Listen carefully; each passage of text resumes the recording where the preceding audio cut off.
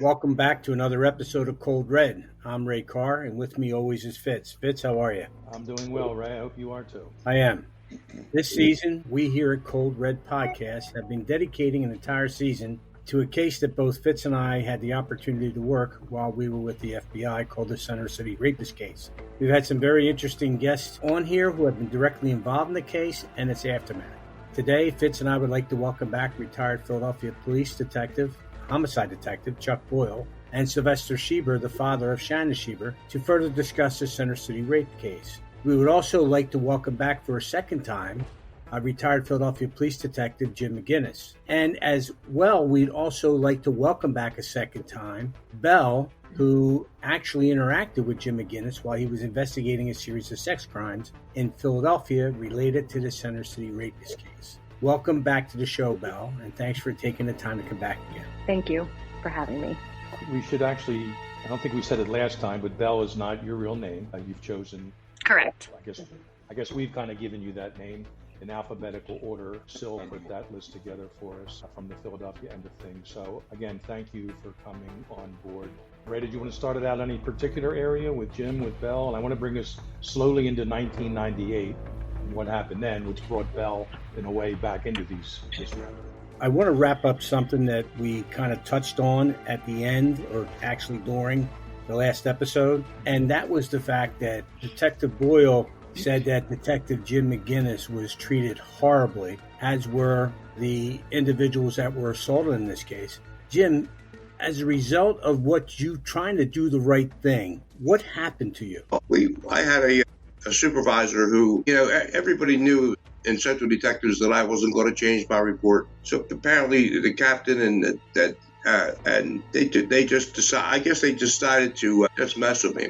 So suddenly I had a supervisor that was always making remarks about the older detectives, that they don't do their job and things like that. And then eventually, even though I was one of the senior people in the division, I was assigned to go to the midnight shift, of course, against my will, because mostly it was all volunteers that went to the midnight shift. And so because of that, I decided I wasn't going to be, going to do that. And I decided to retire. But also I filed EEOC actions against the city, which were successful. But anyway, I did retire and I started my own business, and I had 8 employees, and it worked out very well, and I did it for 22 years. That's great. You're lucky you had that option, Jim. If you were younger, you would have had to stick it out or even resign. Yeah, it just, I just got tired of being, harassed. And being right. You got tired of being right. And, I learned later that even after I was gone, they took disciplinary action against me. They took formal disciplinary action against me twice. Once when I just left, and I'm not sure even what it was. And then a second time, a year after I retired, they took another disciplinary action against me. And the explanation was the captain that in case he ever decides he wants to come back, he won't be able to come back. That was the reason that was done. That'll teach you to identify the proper suspects or link cases together in a serial rape matter. Go after you. As you get older, if you in homicide, outside, when you walk in homicide, there's all these pictures on the wall of detectives. Got to be a dozen. Most of them are all last down detectives that work primary last down, and they died on the job or whatever.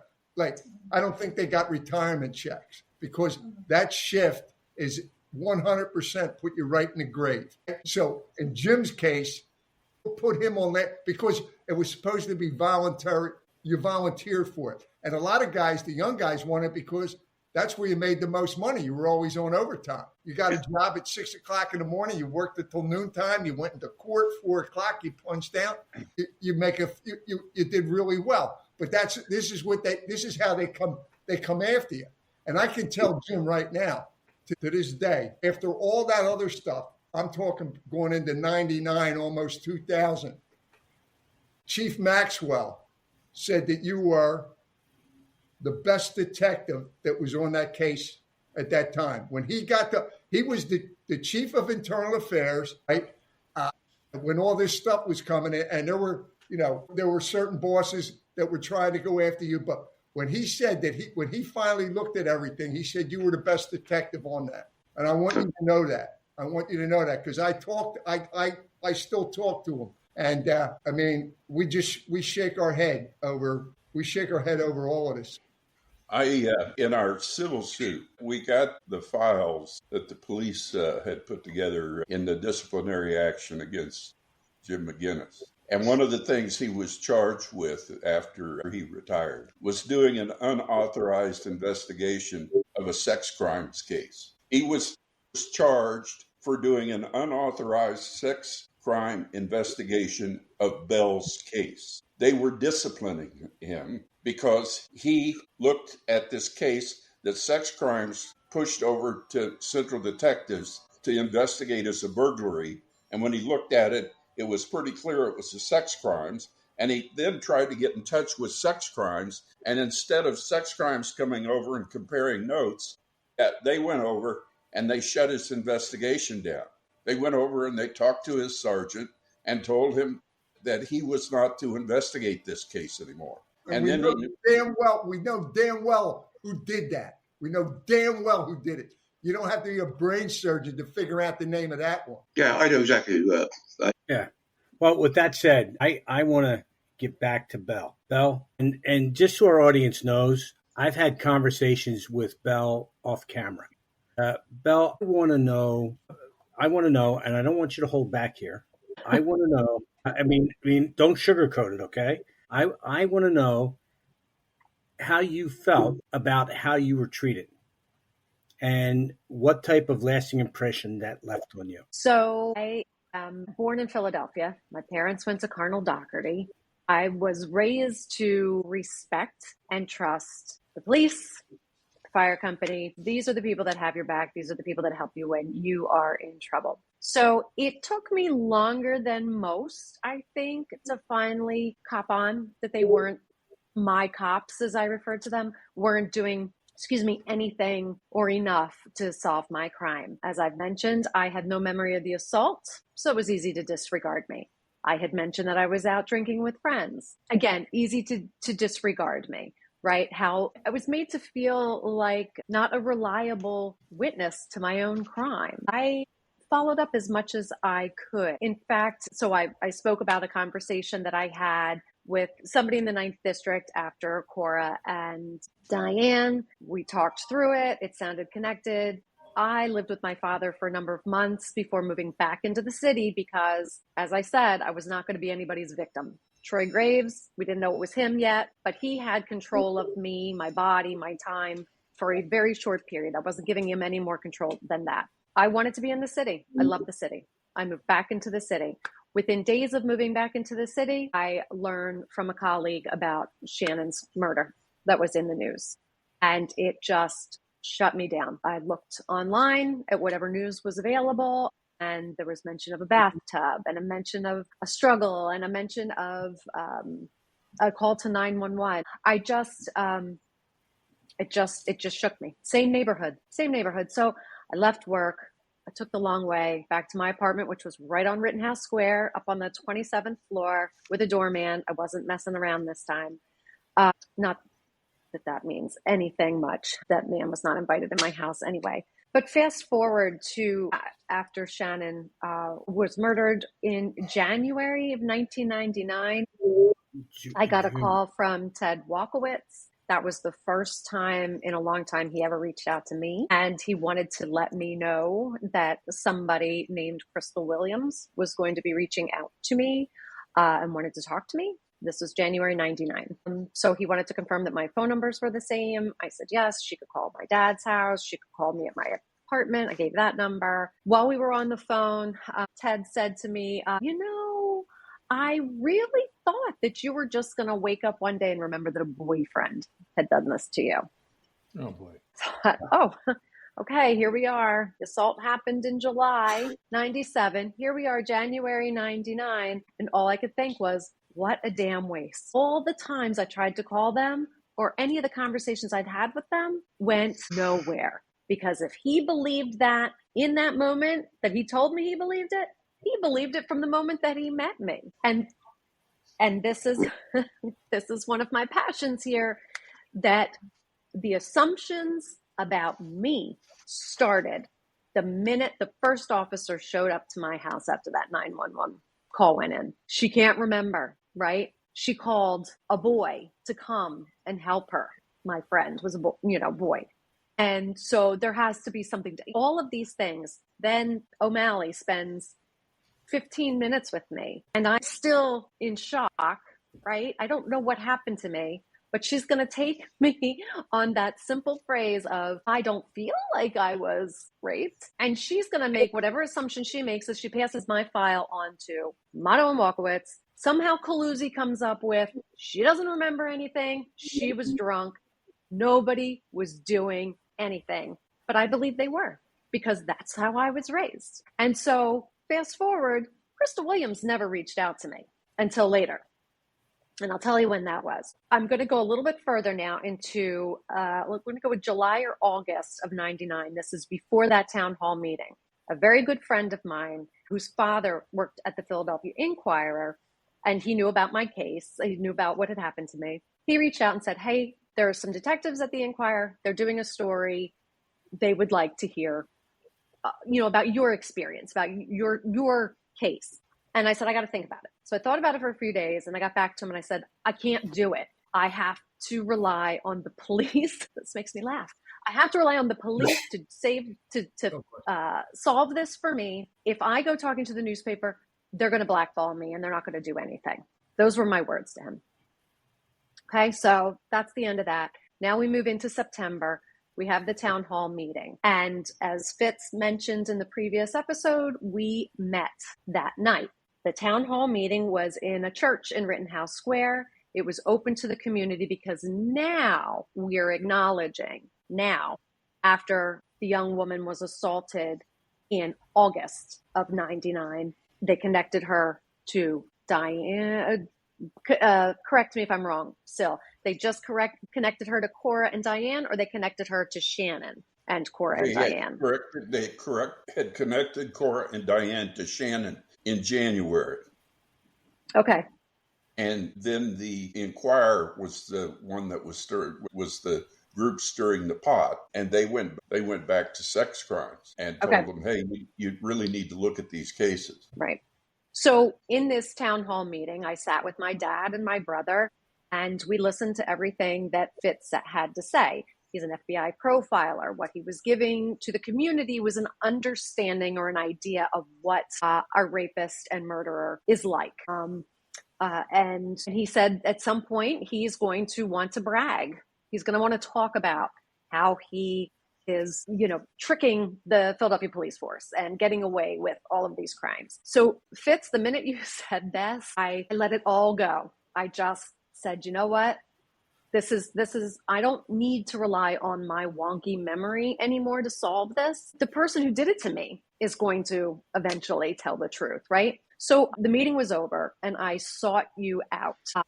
And I wanted to clarify that. I said, so he'll remember me? Are you saying he'll remember me? And you looked at me funny and you said, well, he'll remember, but who are you? And I told you my name. And you said, well, have you spoken to the police? I said, yes, I have. And they don't believe me. At the same time I was speaking to you, my dad, so I referred to my cops as Motto and Walkowitz. And from the moment I walked in there, I was looking for them and they weren't there. And as I was speaking to you, my dad went to another officer who was there and asked, are Walkowitz and Motto here? No, I haven't seen them. I don't believe they are. Okay. So that was it. We left the church. We started walking down the street and we were approached by a gentleman initially trying to talk to my dad. Turned out it was Michael Matza from the Philadelphia Inquirer. And I just turned to him and I said, I think I'm the one you want to talk to. And I'm ready to talk now.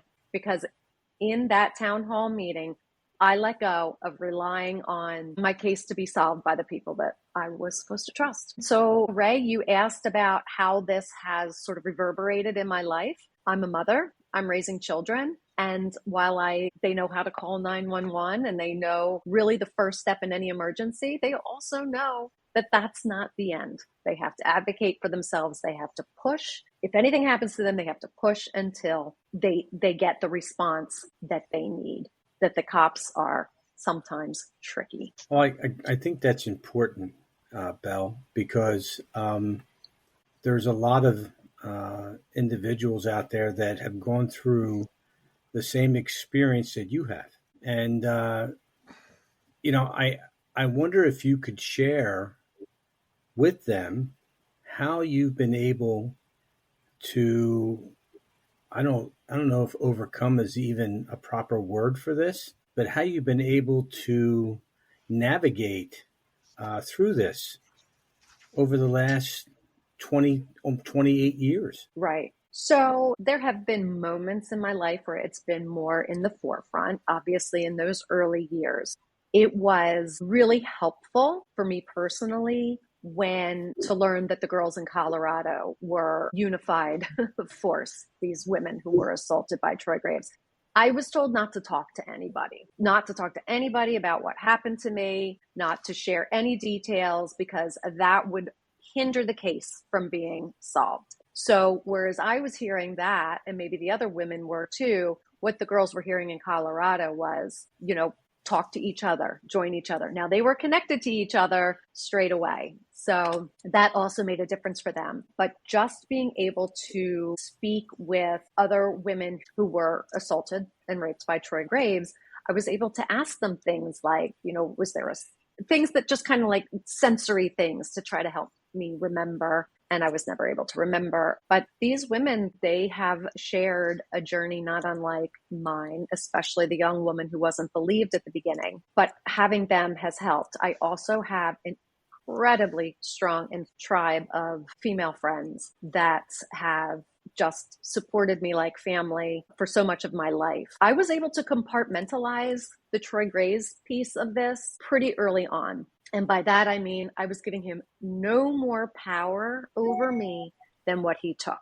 Again, we didn't know his name. We didn't know where he was from. I will tell you that first week after the assault, I cut my hair because I thought, he's going to recognize me. I'm never going to recognize him. These are the things that women do to try to take control over something that is incomprehensible. Okay. I had my family took good care of me in the beginning. Troy Graves was caught, and I was a little concerned about that because, again, where I knew I was part of all this, my case still said burglary, and there's only a 5-year statute of limitations on that. So I was worried about not even being able to be part of seeing that through to the end. But I'm a strong human. And I have surrounded myself with equally strong humans. And I will say the best piece of advice I can give to anybody who has suffered an assault is to not give any more control over to this person than what this person had taken from you without your permission, without your invitation. There is a lot of power in separating the part of you that was victimized from the part of you that you were and continue to be despite that. Belle, it's really important what you just said, that word power. And Jim knows this as well as I do, and Chuck and Detective McGinnis, and probably Sil as well, that when you look at these individuals, these offenders that are rapists, it's not about the act of rape that's important to them. It's about the power and control they have over the victim. And so you're so right in what you say, is by not giving them that power and control, as it relates to you, you kind of at least get your self-worth back, which I think is very powerful. I think that's very powerful that you shared that with everybody. Megan. I will say, if I can, just for a second, just the other side of that is when I was sitting in the courtroom, I was the only one of Troy's Philadelphia victims to be there. Shannon's parents, of course, were there. The only fear I felt being in that room with him was what I felt being surrounded by all the cops who showed up for the show that day, for the sentencing. There were probably 150 uniformed it was, that day. It was myself, my husband, the Schieber family, and police officers, and some media was there. And I was distracted by how my body reacted to being around all those police who just took all of that trust, let me down so much. Success has many fathers, and failures, are orphans. And poor Jim McGinnis, our detective one, is with us today. He was one of those orphans when he was calling out the wrong thing there, but he was actually right all along. I just want to throw a few things out. When I was asked to do that, the Philadelphia police did ask me through the FBI office, and Chuck Boyle was involved at this point as a homicide investigator. Little did we know back then how much we didn't know about this case. I've learned so much in, what are we now, Ray? Episode 11 or 12 of this, Yes. Season 7, as we're calling it. But I didn't go into this community gathering, which I've done in other cities, by the way, at that point. And other profilers had done the same, and they kind of trained me and, what you say, what you don't say.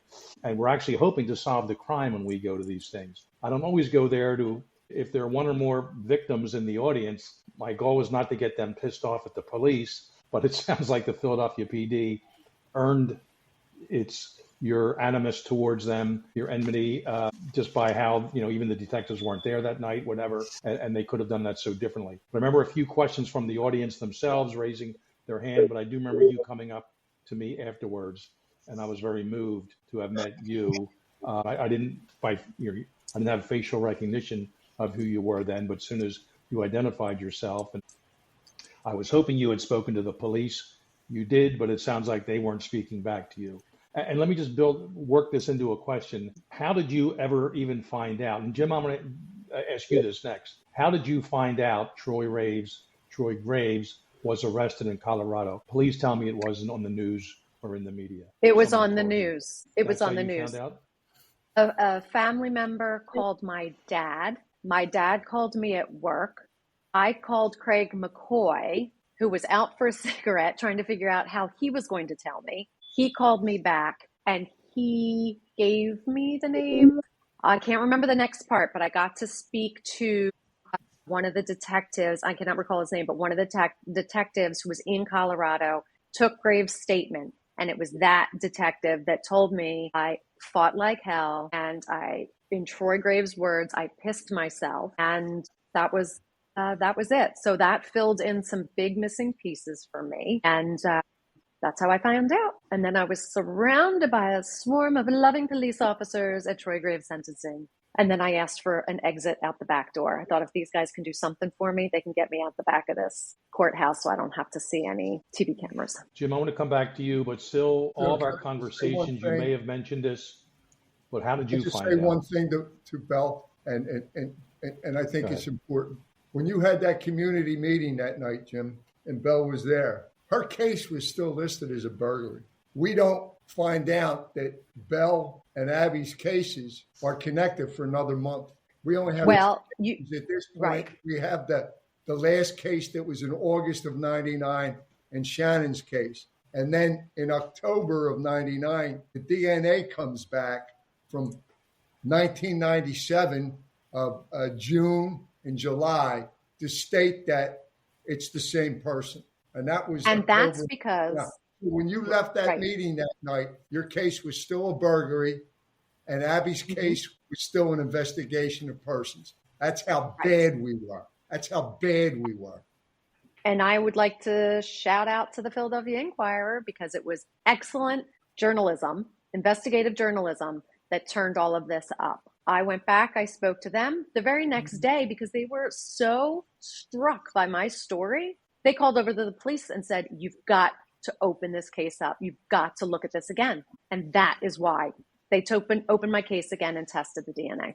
That is why. And I'll tell you what, a week after I spoke with you, Fitz, at that town hall meeting, I finally heard from Crystal Williams. She called to tell me I had to get over it, that this didn't involve me. I wasn't part of this. I needed to move on and get a life. Really? And 2 weeks after that, she and her partner were at my apartment while Timothy was holding the press conference to tell me in person, because I couldn't get Galuzzi to tell me over the telephone. 3 times Galuzzi refused to tell me over the phone. Well, he sent out Crystal Williams. Of sex crime special victims, or the same Galuzzi that's the lieutenant of special investigations and homicide that knew about the 4 cases that happened in '97, Shannon Schieber's case, and we never talked to a Jim McGinnis. We never talked to one victim over that. Speaking of Jim McGinnis, you are now retired. How did you find out? And was this some sort of a validation for you when you heard, presumably in the media, maybe the same time charges were being filed against you? I'm not sure, in your retirement years. I mean, I didn't know anything about charges being filed against me until very recently. But as far as Troy Graves, Oh, I don't remember how I found out about that, but no, I really, truly don't remember how I learned about it. but certainly some level of vindication there. I've got a question for you, Jim. What did Motto and Wolkowitz say to you when it was announced that Belle's case was linked to the Center City rapist? Did they'd blown you off the case? What'd they say to you? Not shocked by that, by the way. Yeah, the silence speaks volumes there. It sure does. Fitz, you asked Yes. how I heard.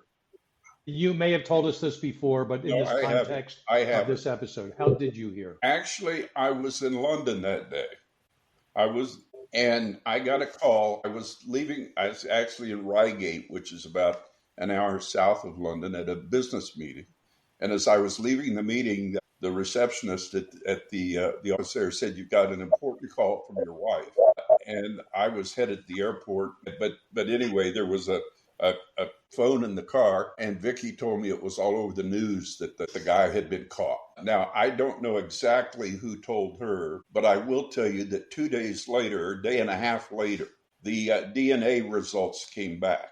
And Sylvester Johnson, who was then the police commissioner, held a press conference in Philadelphia. There were three different news agencies sitting in our living room down in Maryland. And they were kind of feeding us bit by bit as the press conference was going on, announcing that there had been a match in Troy Graves' DNA to Shannon's case and the other cases in Philadelphia. A half hour after the end of that press conference, I got a call from the Philadelphia police to tell me that they had gotten a match. A half hour. They did not call me before. They called the press. They held the press conference and called me a half hour later.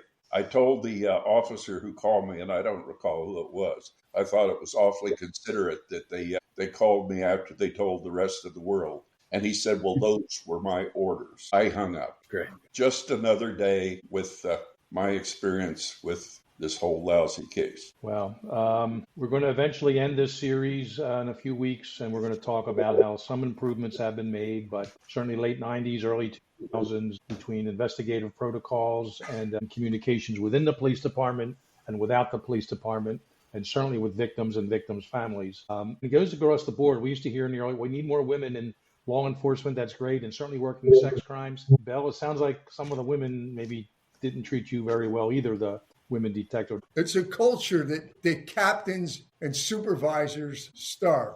So they get in there and they think it's their little fiefdom. So they protect their little fiefdom. And one example is, and I'll say this to Belle, I'll say this to Jim, I've said this to Mr. Schieber, everything that happened in this case by the Philadelphia Police Department, in my opinion, was criminal in nature. The mere fact the summer of 97, the public wasn't aware, the police department, the captain of the night, the officers on the street, everybody was running around blind. In Canada, they passed a law with case management. So if detectives or police in Canada mess up a case, which they did one time about Indian reservation, they can be held criminally liable, actually go to jail for it. And I think there has to be a consequence that when you handle cases like this, there has to be some kind of ramification. It can't be like, oh, well, we'll just, you messed up. No, there has to be some price to pay for this, because by us not doing our job, we change people's lives. Girls in Colorado that Or cost them their lives, Chuck, or cost them their lives. In Philadelphia. And we stand here and then we treat the victims like crap. We treat the Schiebers. We don't even tell them the truth. They have to pry it out of us through the courts. And then when it happens, somebody goes and pats themselves on the back. Oh, good job, you guys. I'm telling you, and I mean it, and I've said this on this show a number of times. If Troy Graves left Philadelphia in September of 99, I guarantee he was at that meeting that night. I saw him. Committed another sin. You saw him, right? And never committed another sin, we'd have never caught him. He'd still be out there somewhere. And that's a damn disgrace. And we should We have to own it. Yeah, this is a fascinating and not necessarily in a good way. Jim, I know Sil wanted to say something here. Yes. Sil, we'll give you the floor here. On Sunday, October 17th of 1999, the lead headline in the Philadelphia Inquirer blared, quote, "Women victimized twice in police games of numbers." The lead paragraph reported that over nearly 2 decades, thousands of women who have gone to Philadelphia police to report sexual assaults have been dismissed as liars or had their cases dumped into bureaucratic limbo. The article quoted George Pennington, a former Philadelphia sex crimes officer, at length. In 1999, he was the chief of police in Klein Township, Pennsylvania, but he had served as a supervisor in the sex crimes unit in the Philadelphia department from 1981 to 89. For at least part of that time, he was the chief statistical officer in the sex crimes unit. He indicated that the practice of classifying reported sexual assaults as unfounded was entrenched in the department and was pervasive and unquestioned. He said that using this code or the other 2701 code was a convenient way to dismiss victims who did not, quote, fit a certain profile, unquote, or were, quote, not people of substance. To put this into context of what we've been talking about, the victims of the rapes in Fairmont and Pine Street areas of 9th Police District that we've been discussing over the last several versions of this podcast were treated very differently. Captain Leonard Ditchkowski testified about attending as many as 4 neighborhood association meetings a week during his tenure when he was the commander there. He testified about how riled up the Fairmont community was over the rapes of elderly black women during the summer before Shannon was attacked. The district commander talked about putting extra officers out to catch the Fairmont rapists and how they succeeded in doing so. Ditchkowski also testified that he didn't even know a serial rapist was working the Pine Street area of his district because the commanders of the sex crimes unit and the special investigation unit there didn't inform him of what they knew. He also had said his district posted no notifications about what was going on in the Pine Street area prior to Shannon's murder, and there was no public discussion with community groups about the serial rapists working the area.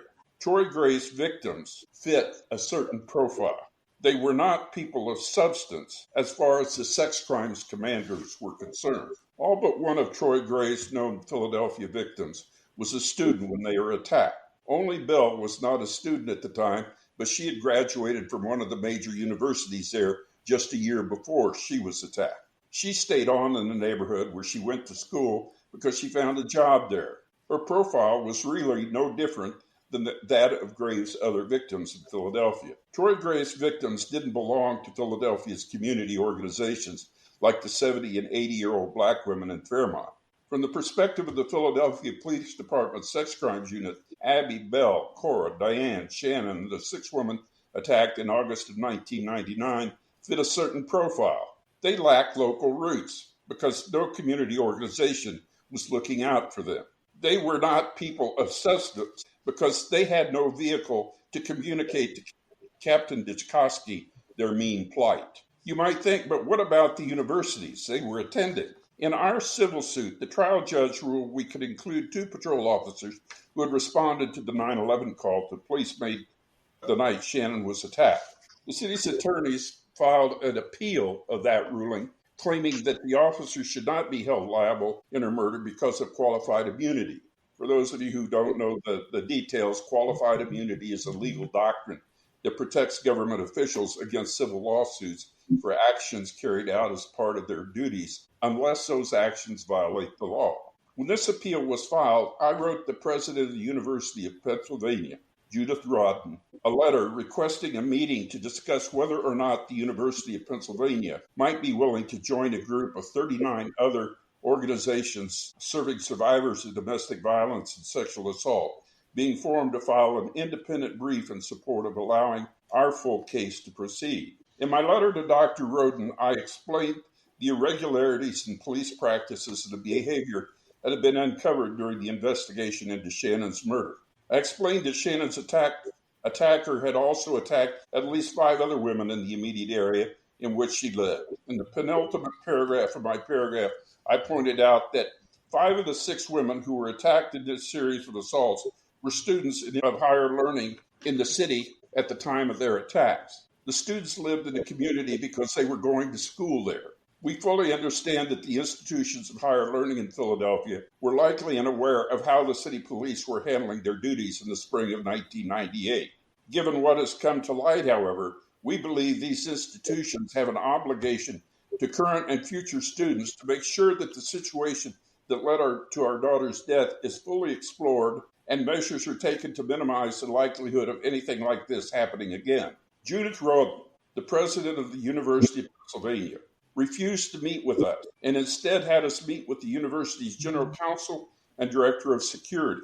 The university's general counsel, Wendy White, explained at the outset that the university would not file an amicus brief in response to our request to participate in the filing of one with any other group. I was flabbergasted. One of the university's students was murdered under questionable circumstances. A police scandal had been uncovered in part due to the murder investigation, and police handling of sex crimes was implicated, and the president of the university would not meet with the parents of the victim and sent the general counsel to tell us they would not join an amicus brief being signed by 39 other prominent, most of them national organizations from around the country in support of our seeking accountability for Shannon's death. The director of security, a former Philadelphia police officer, explained that the university had to maintain an amicable relationship with the Philadelphia police because of their location in the middle of the city and their periodic need of police department assistance in dealing with law enforcement matters on the immediate periphery of their campus boundaries. They were concerned that if they took a position against the city, that the police department might not respond willingly to future cases where they needed Mrs. White acknowledged that the university had an obligation to current students and to us in regard to the matters we raised with her. But shortly after the meeting, she wrote us to confirm that the university would not file a brief with the appeals court in response to our request, although they would attempt to help resolve our issues in some alternative fashion. A couple of months later, Dr. Roden wrote the mayor of Philadelphia saying, and I quote, "I understand, as you are fully aware, that the Schieber family has brought a lawsuit against the city, and I recognize that this litigation raises difficult issues for the city in responding to this tragic event. Nevertheless, especially in these particularly trying times, I urge you to consider whether more can be done to resolve the outstanding issues that the Schiebers have raised.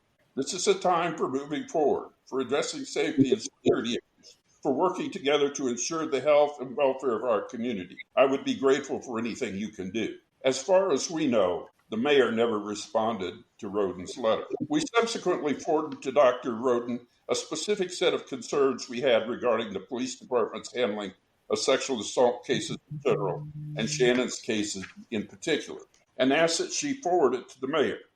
The University of Pennsylvania is the largest employer in Philadelphia and is often touted as one of the most prestigious universities in the country. Dr. Roden was not only head of that university, but was a nationally recognized person of influence. At the time, she was one of the few women heading such a prestigious university. In October 1998 issue of American Health for Women, she had been singled out in an article entitled "Health Heroes, Our Second Annual Salute to 10 Trailblazers Who've Made America a Healthier Place for Women." In an April 28, 2002 article in the New York Times Magazine under the title "Who Was Responsible for Elizabeth Shin?" the article was about the responsibility that MIT University in Boston had in the suicide death of one of its students. In the article, President Roden was quoted describing the environment that she believes should exist on a university campus, saying, and I quote, "We are a community and we need to be responsible for each other." If Roden's statement applied to MIT's handling of one of the students committing suicide, it applied equally in Shannon's case. The University of Pennsylvania attracts students by claiming it provides high-quality education and a safe, secure environment. Before Shannon moved to Philadelphia, we went to the university office that helps students living off campus find housing. We selected the apartment where Shannon lived off a list of rental units the university provided us. We were told by the university staff members who provided us with the list of the city neighborhood where Shannon ultimately lived was considered a safe neighborhood and was where many Penn students lived. 5 of 6 apartments in Shannon's residence were occupied by Penn students. The University of Pennsylvania is such a large and dominant presence in Philadelphia that it alone has a responsibility to ensure that the community provides a reasonable level of safety to the students it admits. But it should also work in tandem with the other institutions of higher learning there. Together, they have a responsibility to ensure that local public officials provide public safety and professionally handle investigations and prosecutions of all crimes committed against their students. The filing by the Women's Law Project and the corresponding groups, the amicus brief, that joined them, argued that, quote, in light of the horrific frequency of violence against women and the persistent failure of our political and law enforcement systems to respond appropriately to such violence, it is particularly urgent to preserve a meaningful civil remedy when government action is in willful disregard of the safety of women increases their peril. The brief cited Police Commissioner John Timoney's admission before the Philadelphia City Council that some women who had been sexually assaulted in the city were treated by police, quote, at least improperly, probably unprofessionally, and probably in a god-awful manner, unquote. The brief noted that the city council had acknowledged the problems of mishandling sex crimes and recommended extensive police reforms. There was absolutely nothing in the brief that should have been legally or morally objectionable to Judith Rodin or the University of Pennsylvania. When President Rodin said the university was, quote, a community and we need to be responsible for each other, she had to have understood that Shannon, as a student under her tutelage, was part of the community over which she presided. Judith Rodin bore no direct responsibility for her murder, but she and her university had a moral obligation to demand the accountability of those who did, including the actual murder, but also the members of the Philadelphia Police Department who implicitly aided and abetted the Center City crime spree. Judith Rodin and the University of Pennsylvania's moral obligation was not just to Shannon Schieber. It was to all the students it attracted to Philadelphia. When Dr. Rodin told the press that the university is a community and we need to be responsible for each other, when referring to another university, it was clear she knew her responsibility to demand that Philadelphia police do their jobs to protect their students. But like the Philadelphia police officers in charge of the sex crimes unit when Shannon was killed, she wasn't willing to do her job. The biggest mistake I ever made in Shannon Schieber's father was advising her to accept the offer to attend the University of Pennsylvania. Amen. Strong words, Sil.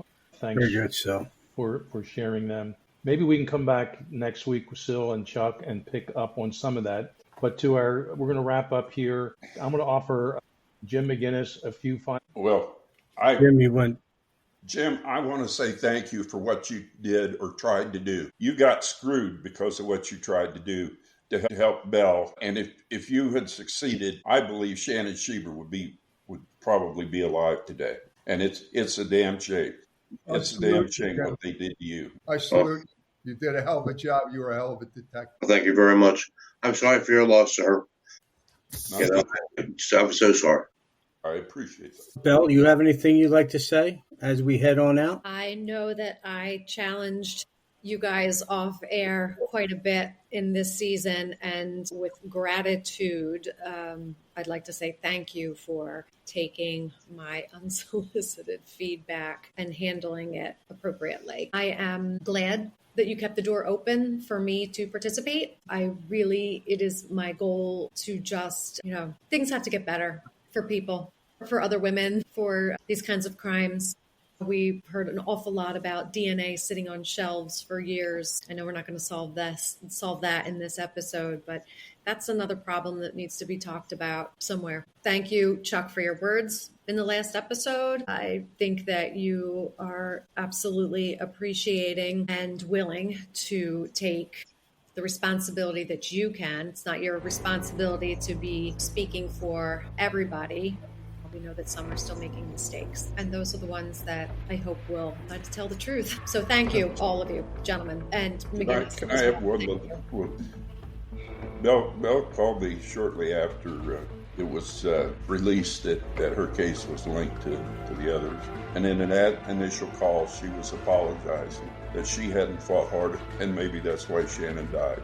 You know, you just can't begin to understand the burden that is placed on these people, on these poor folks that are attacked by this guy. This guy was a vicious fellow. I mean, you read those case records, and you shouldn't let a guy like that run the streets. It's just wrong. It is just wrong. And there is so much about this story that is wrong. Needs to be fixed. Well, Shannon fought hard. Belle fought hard. Our two Philly police detectives on with us tonight, Jim McGinnis and Chuck Boyle, fought as hard as they could. Well, we've heard some names and some unit heads and even commissioners that maybe didn't fight as hard as they could have back when all this was playing out, and well before that and even after that. And we're hoping to have this all be made better. And our audience out there is women, are women like Belle, maybe some younger. We also make law enforcement. On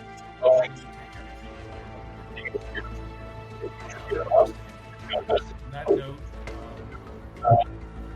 quick PSA, if you or someone has experienced sexual assault, you're not alone. RAIN's National Sexual Assault Hotline offers free, confidential 24/7 support. Call 800-657-4673. Guided hotline, RAIN, text 64674. Thanks everyone for listening tonight. Check out coldredpodcast.com.